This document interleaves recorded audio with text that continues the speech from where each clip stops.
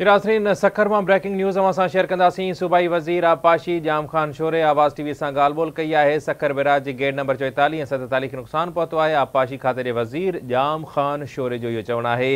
Barrage के दरवाज़न के नुक़सान सबब पानी डाउन स्ट्रीम में छॾियो पियो वञे। मरमती कम सबब लेफ्ट ऐं राइट बैंक कैनालन के बंद कयो वियो आहे।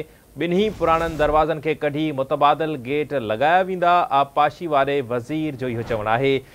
सूबाई वज़ीर चवे तो कोशिश करे रहियूं त पानी की सतह में घटिताई अचे। जाम खान शोरो आवाज़ टीवी से ॻाल्हि ॿोल कई है। अवां खे आगाह कंदासीं सखर में ब्रेकिंग न्यूज़ है। सूबाई वज़ीर आबपाशी जाम खान शोरे आवाज़ टीवी से ॻाल्हाईंदे चयो आहे त सखर बैराज के गेट नंबर 44 ऐं 47 के नुक़सान पहुतो है।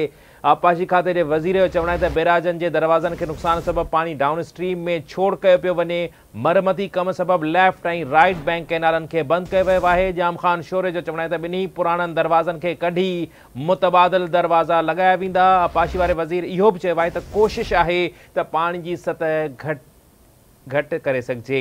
जाम खान शोरे जो चवणु है तो कोशिश करे रहियूं तो पानी की सतह में घटिताई अचे। अवां खे आगाह कंदासीं सूबाई वज़ीर जाम खान शोरे सखर में आवाज़ टीवी से गुफ्तगू कई है।